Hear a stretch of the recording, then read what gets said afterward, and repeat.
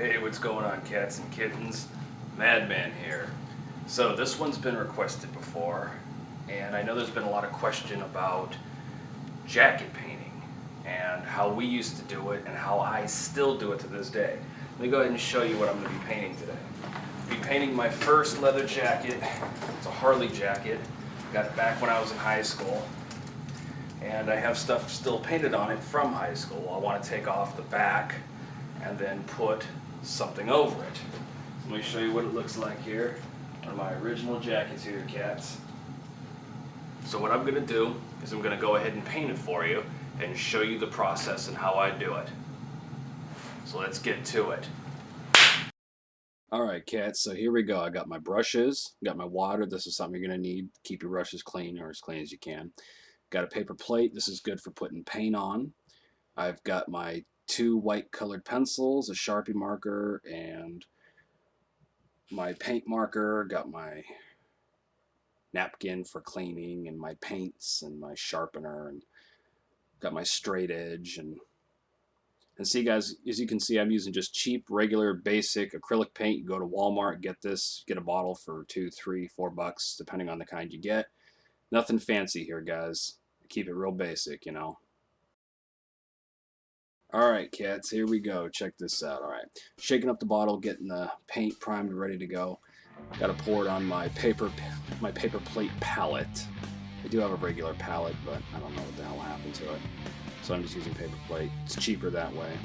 No fuss, no muss. Get the brush ready to go. I'm using the big brush on this one so I can cover large portions of the jacket. And during this process, it's just slap it on, basically. Slap it on kind of thick as I can. And it doesn't really matter what direction you go, just as long as you get it all covered up. I'm using black paint, by the way, on this.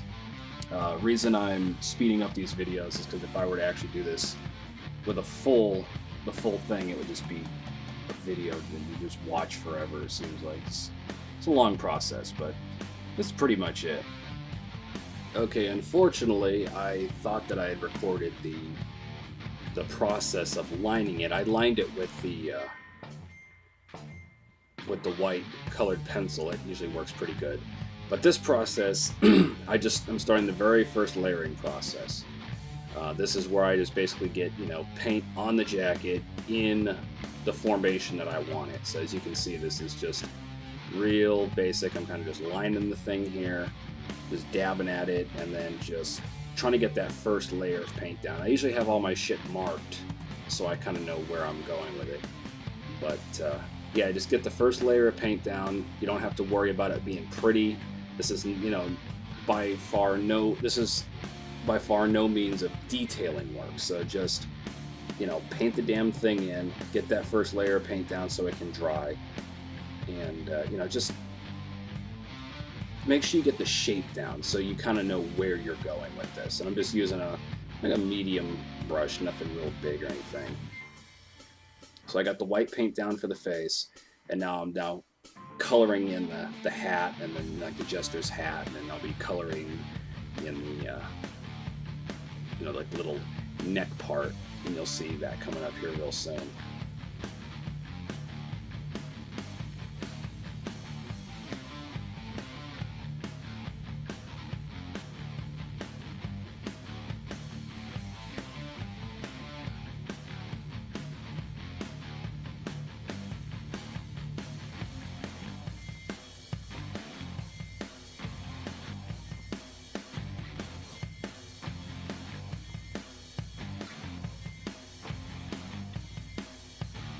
Alright, as you can see here, what I'm now focusing on is the lining. This is like the first layer of the lining. This is basically where I start to define the borders of the actual image. One thing to remember, in the beginning stages, you don't really have to take your lining all that seriously. Notice I'm using kind of a thicker brush. I'm just getting the outline going here. See, one of the methods that I personally use is I kind of do a back and forth thing, because when you paint your jacket, you're going to be painting it in layers. It's not going to be all one single thing up front, because you're going to do layer, let it dry, work on another area, layer, let it dry, work on another area, and you just kind of rock back and forth between what's there. That's personally what I like to do. I'm sure there's other artists that do it other ways, but this is kind of the way I do it. I just kind of go back and forth, and it's kind of like rocking. Like you got a car that's stuck, you just kind of rock it back and forth and rock it back and forth until you get the desired effect, the desired result. So at this point, I'm just coloring in the hair, coloring the sideburns, getting the eyes and the nose and the mouth established, and kind of getting it where I want it to be. So this is like the very, very beginning stages of this piece already.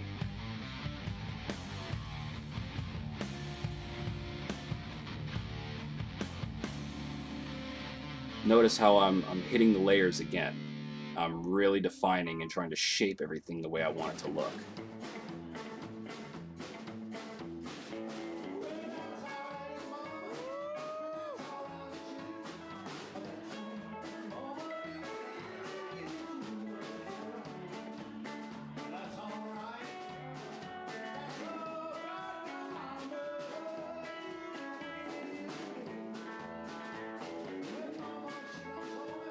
Alright, now we're starting to build up the shadows. Now we got our layers done.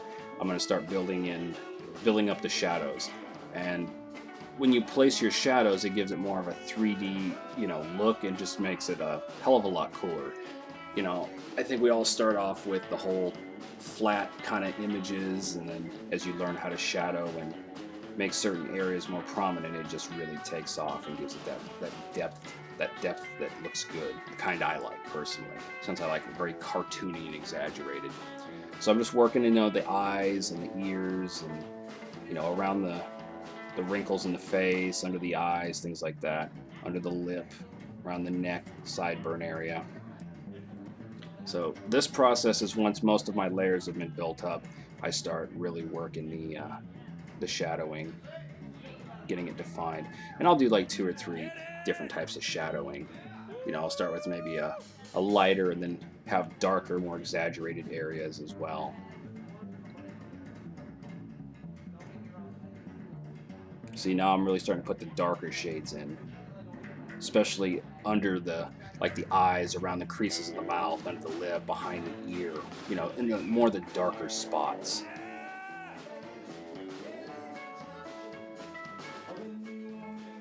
Now notice that I'm using the Sharpie marker, the black Sharpie marker. I use it for my black lines. A nice thin paintbrush with black paint will do just fine. But I also like using Sharpie markers. It kind of helps define what I want. And I'm not always the best with my lining, so I like to have a little bit more control with the fucking Sharpie marker. But it sure really brings out that detail. So don't hesitate to use a Sharpie marker in your detailing work.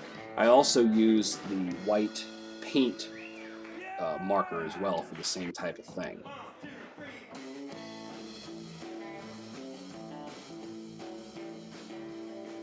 See, now what I'm doing is I'm mixing like a reddish and an orange in for like the hat to get the shadows that I want in the hat.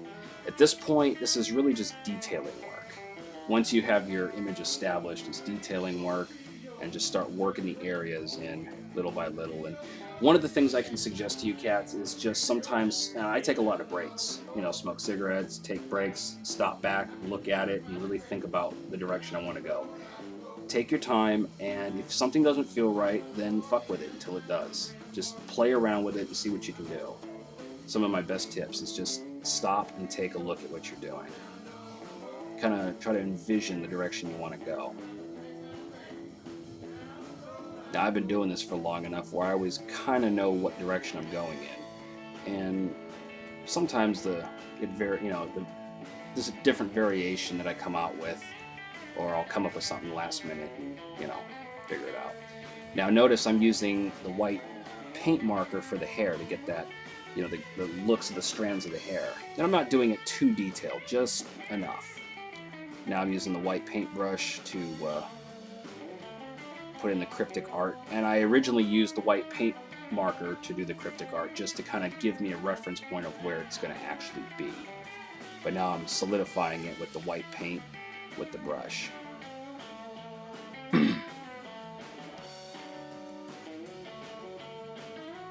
Now, what I'm doing is I'm just kind of adding this like starry effect where it's like, you know, shining stars. It just kind of captures your attention. And you'll notice now what I'm going to be doing here is I'm going to start dotting it to give it that spacey look. So I'm doing the heavy dots for the closer stars, and then as the paint fades, I just keep dotting it. Now I'm using the white paintbrush to dot it.